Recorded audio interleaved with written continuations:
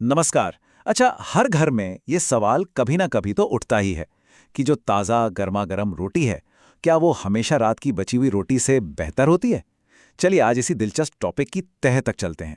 तो सवाल ये है कि क्या ये सिर्फ स्वाद और आदत की बात है या फिर उस बासी रोटी में सच में कोई सेहत का खजाना छिपा है।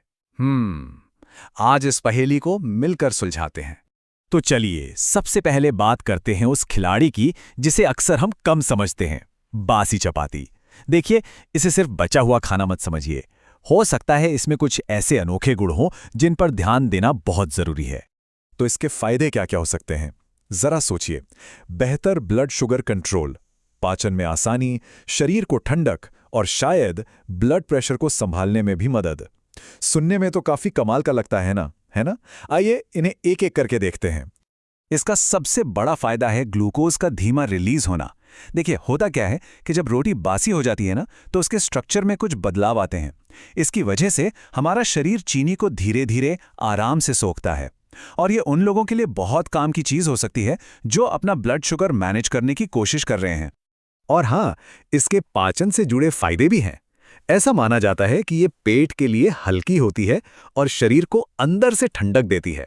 खासकर गर्म मौसम में तो ये एक बड़ी राहत हो सकती है। मतलब पेट के स्वास्थ्य के लिए एक आसान लेकिन असरदार उपाय। चलिए अब आते हैं उस चैंपियन पर जिसे हम सब जानते हैं और पसंद करते हैं, तवे से उतरी गर्मा गर्म फूली फूली चपाती। इसके फायदे तो जग जाहिर हैं और यही वजह है कि ये हमेशा से सबकी पहली पसंद रही है। और ये फायदे बिल्कुल साफ हैं। इसका स्वाद, इसकी नरमी और ताजगी का तो कोई मुकाबला ही नहीं है। खाते ही शरीर को तुरंत एनर्जी मिलती है। और सबसे जरूरी बात, ये फूड सेफ्टी के हिसाब से भी एक बेहतर ऑप्शन है। और यहीं पे एक बहुत जरूरी बात सामने आती है, सेफ्टी। ताज़ा खाना यानी सुरक्षा की गारंटी। गर्मा गर्म रोटी में किसी भी तरह के नुकसानदायक बैक्टीरिया का कोई डर नहीं होता, तो ये एक टेंशन फ्री ऑप्शन है। तो फिर इस मुकाबले का विजेता कौन है, बासी या ताज़ा? यहीं पर बात थोड़ी दिलचस्प हो जाती है, क्योंकि इसका कोई एक सीधा साधा जवाब नहीं है। सही चुनाव इस बात पर निर्भर करता है कि किसी की ज़रूरतें और सेहत के लक्ष्य क्या हैं। तो आसान शब्दों में कहें तो ये सब प्रायोरिटी की बात है। अगर सेहत पहली प्राथमिकता है, जैसे डायबिटीज़ या पाचन की समस्या, तो बासी चपाती एक बेहतर विकल्प हो सकती है। लेकिन अगर स्वाद, ताजगी और तुरंत एनर्जी चाहिए, तो भाई ताज़ा चपाती का कोई जवाब नहीं। लेकिन एक मिनट रुकिए।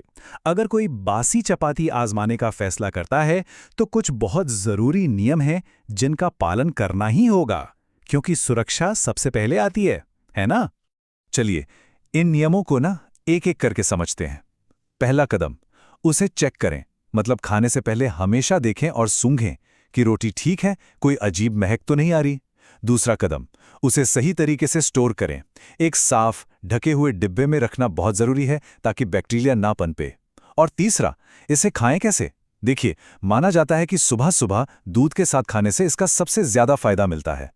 तो आखिर में सबसे बड़ी बात यह है कि कोई भी चीज अपने आप में अच्छी या बुरी नहीं होती। दोनों की अपनी अपनी जगह है।